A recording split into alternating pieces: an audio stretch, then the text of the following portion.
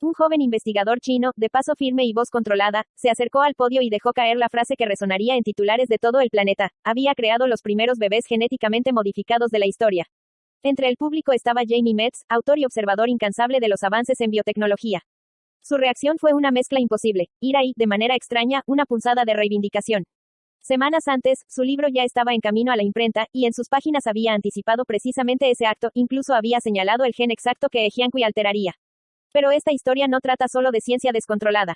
Trata de nosotros, de una especie al borde de reinventarse a sí misma. Metz lo resume con una cita prestada del tío Ben de Spider-Man: con grandes poderes vienen grandes responsabilidades. Y en esta ocasión, la frase deja de ser un eslogan de cómic para convertirse en advertencia existencial. El vértigo no termina ahí. Un año después, científicos británicos recrearon el genoma completo de una bacteria E. coli, letra por letra, como si copiaran un libro palabra por palabra. La pregunta flotaba en el aire: ¿es el mismo libro? ¿La misma bacteria? Y, como si la respuesta necesitara una prueba más inquietante, 3 años más tarde, equipos de Cambridge y Harvard fueron más allá. Fabricaron bacterias con aminoácidos que jamás habían existido en la naturaleza. Un nuevo idioma biológico, hermético para toda la biosfera, como una lengua inventada que solo unos pocos podrían entender. Metz no es un científico clásico, su doctorado es en historia, pero quizás precisamente por eso ve el panorama completo, no solo los detalles. Lo que condena del experimento de Ejianqui no es la idea de editar genes humanos, sino la chapucería con la que se ejecutó: solicitudes de aprobación falsificadas, promesas engañosas a los padres y 3 niños nacidos con alteraciones genéticas no previstas. No fue medicina, fue experimentación humana disfrazada de avance. La historia que cuenta Metz se despliega en una escala mucho mayor que la anécdota. Comienza hace 14.000 millones de años, cuando el universo surgió de la nada, y sigue un hilo de transformaciones continuas hasta el presente. El relato salta 66 millones de años atrás, al impacto del asteroide que selló el destino de los dinosaurios y dejó espacio a pequeños mamíferos, kunuestros ancestros, para prosperar. Rasgos que antes eran irrelevantes se convirtieron en superpoderes para un mundo nuevo. Y ahora, la velocidad se multiplica. Ray Kurzweil predijo en 2003 que el siglo XXI equivaldría a 20.000 años de progreso al ritmo de entonces. Desde entonces llegaron los smartphones, CRISPR y la inteligencia artificial generativa. El economista Brad DeLong calculó que en solo 160 años, la producción económica global aumentó un 5.000%. Metz ofrece su propia ecuación de la innovación. Población total por nivel medio de educación por exposición a redes por herramientas disponibles igual a tasa de innovación. Hace 2 milenios, había unos 6 millones de personas alfabetizadas. Hoy, son 6.800 millones, más de 1000 veces más. Cada una de ellas es potencialmente un nodo de ideas capaces de resolver problemas que nunca se habían enfrentado antes. Y sin embargo, la biología evolutiva nos recuerda otra verdad: durante millones de años, nuestra mente se afinó para sobrevivir en la sabana, no para imaginar futuros radicales. Metz recurre a la parábola de 2 humanos primitivos: uno soñaba con volar, el otro escuchaba el crujido de la hierba. El soñador terminó en las fauces de un tigre dientes de sable, el cauteloso sobrevivió, pero, tal vez, no sería el adecuado para el mañana que nos espera. El momento en que la vida se volvió legible. Es poético pensar que Charles Darwin y Gregor Mendel fueron contemporáneos y nunca se conocieron. Mientras Darwin, con sus viajes y su mirada de naturalista, revelaba el porqué de la evolución, Mendel, en la quietud de un jardín monástico, descubría el cómo. Sus experimentos con 10.000 plantas de guisantes eran, sin que él lo supiera, el preludio del mapa genético de toda la vida. Décadas más tarde, sus teorías se unirían como 2 piezas de un rompecabezas perfecto. A partir de ahí, la historia se aceleró. Watson y Crick descifraron la estructura del ADN en 1953. En 1980, se secuenció por primera vez el genoma de una bacteria, y en 2003, el proyecto Genoma Humano terminó su monumental tarea por $2.700 millones. Hoy, esa misma labor se hace en horas por unos $100. La escala del cambio es casi incomprensible. Si el precio del café hubiera caído de igual forma, con $1 podrías comprar millones de tazas. Y sin embargo, la biología seguía guardando un misterio frustrante. Las proteínas, esas piezas fundamentales de la maquinaria celular, se pliegan en formas complejas que determinan su función, y descubrir esas formas podía tomar años de trabajo. Hasta que llegó AlphaFold. El algoritmo de DeepMind, dirigido por Demis Hassabis, hizo en días lo que antes llevaba décadas. Un equipo en la Universidad de Colorado, atascado durante 10 años intentando comprender la estructura de una proteína bacteriana clave para la resistencia a los antibióticos, resolvió el enigma en 30 minutos con AlphaFold. 30 minutos contra 10 años, la diferencia entre ciencia a paso de tortuga y ciencia a la velocidad de la luz. Para Hassabis, la biología es, ante todo, un sistema de información. El ADN no es una metáfora, es código. Se puede leer, copiar, editar, e incluso hackear. El cruce entre inteligencia artificial y biotecnología no solo nos permite leer el libro de la vida, empieza a enseñarnos a reescribirlo. La comparación que hace Metz es brillante. Todo lo que tenemos hoy, AlphaFold, CRISPR, ChatGPT, es el POM de lo que vendrá. Ese videojuego primitivo con 2 paletas y un punto cuadrado parecía asombroso en los años 70, ahora lo vemos como una reliquia entrañable. De igual modo, en unas décadas miraremos estas herramientas como versiones infantiles de lo que la tecnología biológica será capaz de hacer. En este escenario, CRISPR ocupa un lugar central. Jennifer Doudna y Emmanuel Charpentier, al desarrollar la herramienta CRISPR-Cas9, pusieron la edición genética al alcance de cualquier laboratorio, incluso de un aula de secundaria. El autor cuenta cómo, en un panel con Doudna, bromeó diciendo que aplicar CRISPR con éxito a una célula viva en la escuela sería digno de matrícula de honor. Una profesora le corrigió, en su clase, eso apenas daba para un aprobado. Lo que era ciencia ficción hace una década, ahora es tarea de adolescentes un martes cualquiera. Pero el motor de la innovación, nos recuerda Metz, no son los genios aislados. Es la civilización. Las ideas tienden a madurar colectivamente. Darwin tuvo su Wallace, Newton su Leibniz. Las revoluciones ocurren cuando el conocimiento, las herramientas y las mentes están listos para encontrarse. La medicina es uno de los terrenos donde esta confluencia se hace más evidente. La llegada de las vacunas de ARNM, impulsadas por la urgencia de la pandemia de COVID-19, condensó en meses lo que antes tomaba décadas. Mientras la vacuna contra la polio tardó medio siglo en pasar de idea a aplicación masiva, Moderna diseñó su vacuna contra el coronavirus en apenas 2 días, sin realizar un solo experimento de laboratorio. Ese mismo proceso abre ahora las puertas a vacunas personalizadas contra el cáncer. Desde el diagnóstico hasta la formulación específica para tu tumor, todo podría resolverse en un mes. La diferencia es abismal entre la medicina de promedios, donde un fármaco puede no tener efecto alguno en la mayoría de pacientes, y la medicina de precisión, donde cada tratamiento se ajusta a tu genoma como un traje a medida.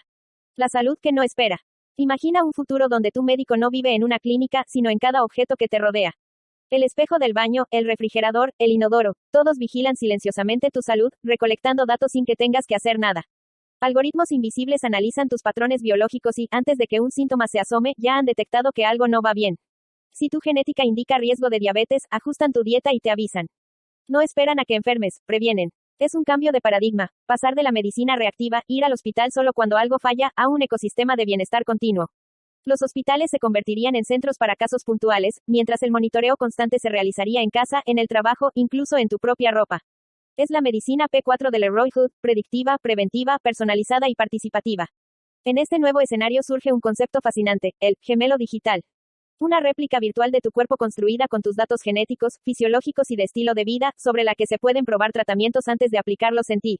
Un clon virtual que enferma, se recupera, reacciona a fármacos y, en el proceso, protege a su original de riesgos innecesarios. Demis Hassabis sueña con modelar una célula entera en el mundo digital, acelerando décadas de investigación médica. Pero la tecnología, por sí sola, no basta. El mayor obstáculo no está en los laboratorios, sino en los incentivos. El sistema de salud actual gana más tratando enfermedades que previniéndolas. Hoy, apenas el 3% del gasto sanitario global se destina a prevención, aunque prevenir podría ahorrar miles de millones y, sobre todo, vidas. Sin un cambio profundo en las reglas del juego, el futuro de la medicina predictiva será una promesa incumplida. De la salud humana al ADN de la agricultura. La transición parece abrupta, pero no lo es. El mismo impulso que nos lleva a optimizar el cuerpo humano empuja también a rediseñar la naturaleza que nos alimenta. Toda la agricultura es biotecnología radical, recuerda el autor. Desde el momento en que el ser humano domesticó el teosinte para convertirlo en maíz, hemos estado interviniendo la genética de plantas y animales, aunque lo llamáramos selección, y no edición. El maíz moderno, que produce 1.000 millones de toneladas al año, es fruto de miles de años de intervención humana. En el siglo XX, Norman Borlaug revolucionó el trigo y salvó millones de vidas, pero la abundancia trajo monocultivos, dependencia de pesticidas y erosión de la biodiversidad. La agricultura, como el tráfico, funciona con un efecto perverso. Ampliar las carreteras alivia el atasco solo por un tiempo. Luego más coches, o más cultivos, vuelven a saturarlo todo. La pregunta para 2050 es un ultimátum: ¿cómo alimentar a más de 10.000 millones de personas sin devastar el planeta? Las soluciones pasan por dietas más vegetales, reducir el desperdicio y aplicar tecnologías de precisión a la agricultura. Ejemplos como el arroz dorado, enriquecido con betacaroteno para prevenir la ceguera infantil, muestran el potencial de la biotecnología, aunque también su talón de Aquiles, la aceptación pública.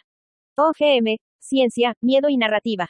En 4 décadas de cultivos genéticamente modificados, ningún estudio serio ha demostrado que sean menos seguros que los tradicionales. Las academias científicas más respetadas, de la estadounidense AAAS a la británica Royal Society, coinciden. Sin embargo, solo un 27% de los adultos en EU cree que son seguros. ¿Por qué esa brecha? Parte viene de una cautela natural ante manipular la vida, parte, de la comunicación fallida de científicos y gobiernos, otra, de los abusos corporativos que dejaron cicatrices Monsanto como villano arquetípico y, finalmente, de la desinformación deliberada de campañas y activistas. En 2016, 109 premios Nobel pidieron a Greenpeace que dejara de oponerse al arroz dorado, denunciando que su rechazo costaba vidas innecesarias. El mapa regulatorio refleja la geopolítica del miedo, Regula según el producto final, Europa, según el proceso. China avanza de manera estratégica, consciente de que su seguridad alimentaria depende de estas tecnologías. India adopta algunos cultivos incluso antes de legalizarlos. El resultado es un mosaico de políticas donde la ciencia, la cultura y la política se entrelazan como raíces bajo tierra. La carne, los animales y el futuro de lo que comemos. Detrás de la imagen bucólica de vacas pastando hay otra realidad: el 70% de la carne que consumimos proviene de granjas industriales. Este modelo, hijo de la revolución industrial, ha multiplicado por 4 la producción mundial de carne en apenas 60 años. Cada año sacrificamos 73.000 millones de animales terrestres.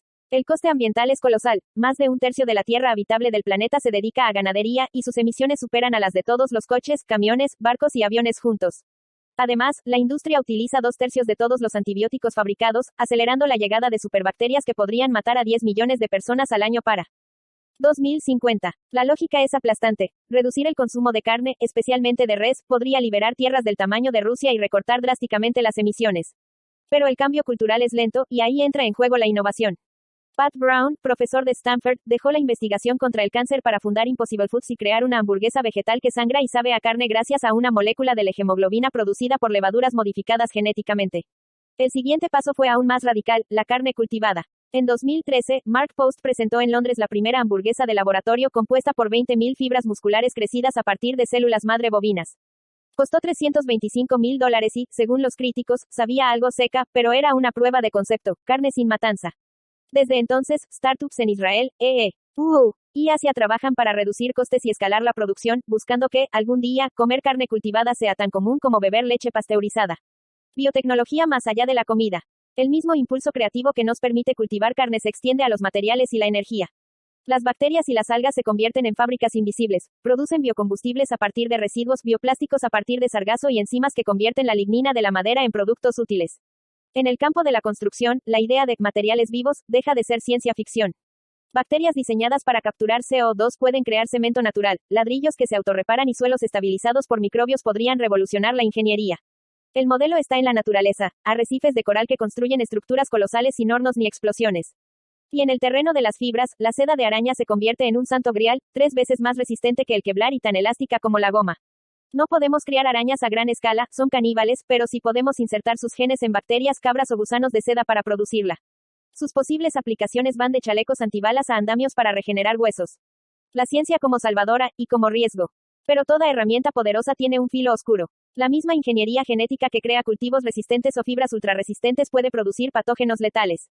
En 2022, un sistema de IA diseñado para descubrir fármacos generó en 6 horas 40.000 moléculas similares a armas químicas. Más inquietante aún es la tecnología de impulsores genéticos, gene drivers, capaces de alterar o eliminar especies enteras en pocas generaciones. Podrían erradicar la malaria, o desencadenar desastres ecológicos irreversibles. La historia está llena de intervenciones bien intencionadas que salieron mal: mangostas introducidas en Hawái para controlar ratas, sapos de caña en Australia. Todas con consecuencias imprevistas. Gobernar un poder casi divino. Metz insiste en que la cuestión no es si usaremos estas tecnologías, sino cómo y bajo qué reglas. El precedente de Asilomar, en 1975, mostró que la comunidad científica puede autorregularse, pero también dejó claro que sin participación pública los consensos son frágiles. La pandemia de COVID-19 reveló que incluso crisis globales no garantizan cooperación sostenida. El autor propone un nuevo sistema operativo global para gestionar riesgos y oportunidades de tecnologías disruptivas, marcos universales, coordinadores nacionales e internacionales, y una declaración de interdependencia que reconozca que nuestras vidas están entrelazadas. El último espejo. Metz cierra con una imagen potente: un agricultor del siglo XVIII viendo por primera vez una máquina de vapor. Seguramente pensaría en arar más rápido, incapaz de imaginar estaciones espaciales o bebés CRISPR. Hoy, nosotros corremos el mismo riesgo: reducir la inteligencia artificial o la biotecnología a mejoras incrementales, sin ver las transformaciones civilizatorias que anuncian. La base de esa visión no está en los laboratorios, sino en nosotros. Dejar a la gente fuera, no solo será malo para los excluidos, sino potencialmente catastrófico para todos, advierte. La diversidad y la equidad no son lujos, son estrategias de supervivencia. Y así, la metáfora final es la de un juego infantil: la mancha pasa de mano en mano. El futuro no es una película que miraremos desde la butaca. La responsabilidad de decidir qué hacer con este poder casi divino es nuestra.